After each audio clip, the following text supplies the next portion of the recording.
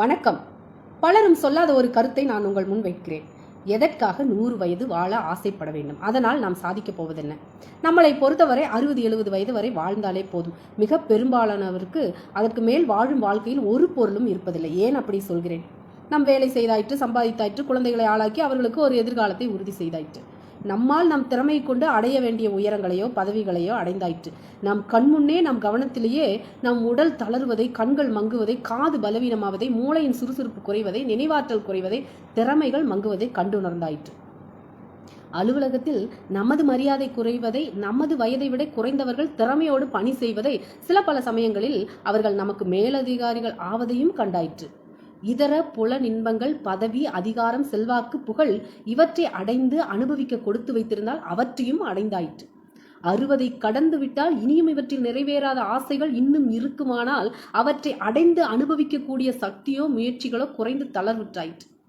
ஓய்வாய் வீட்டில் வருமானமின்றி வெறுதே இருக்கையில் வீட்டிலும் மரியாதை குறைவதையும், அடுத்த தலைமுறைக்கு நம் வழிகாட்டலோ உபதேசங்களோ தேவையில்லை என்கிற யதார்த்தமும் பெரும்பாலும் பலருக்கு புரிந்தாயிற்று. இரத்த கொதிப்பு, சர்க்கரை வியாதி, மூச்சு திணறல், மாறில் சளி பிடித்தல், தளர்நடை, தலை சுற்றல், விழுந்து எலும்பு முறிவு, கொலஸ்ட்ரால், இப்படி வயது ஆக ஆக வியாதிகள் வந்து பீடிக்க தொடங்கின்றன.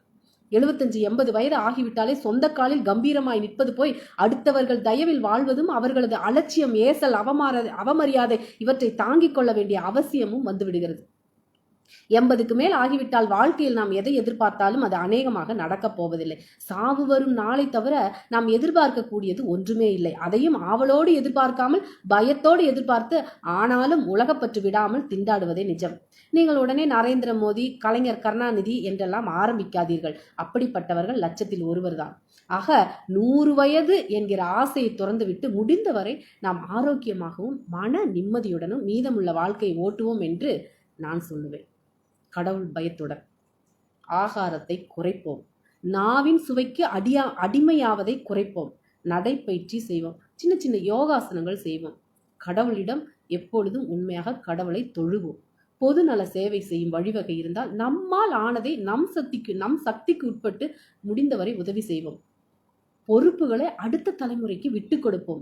விவேக வைராக்கியம் வளர்ப்போம். பற்றுகளை குறைப்போம். அலைச்சல்களை குறைப்போம். ஆசைகளை குறைப்போம். உபதேசங்களை குறைப்போம். மரியாதை, அவமரியாதை இரண்டையும் சமமாக காண முயலுவோம்.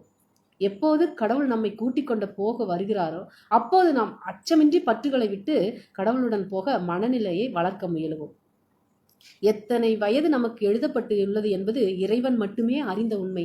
பல சமயங்களில் அதற்கும் ஆரோக்கியமான வாழ்க்கை முறைகளுக்கும் கூட சம்பந்தமில்லை. கடவுளை மட்டுமே நம்புவோம். உண்மையாக வாழுவோம். நன்றி.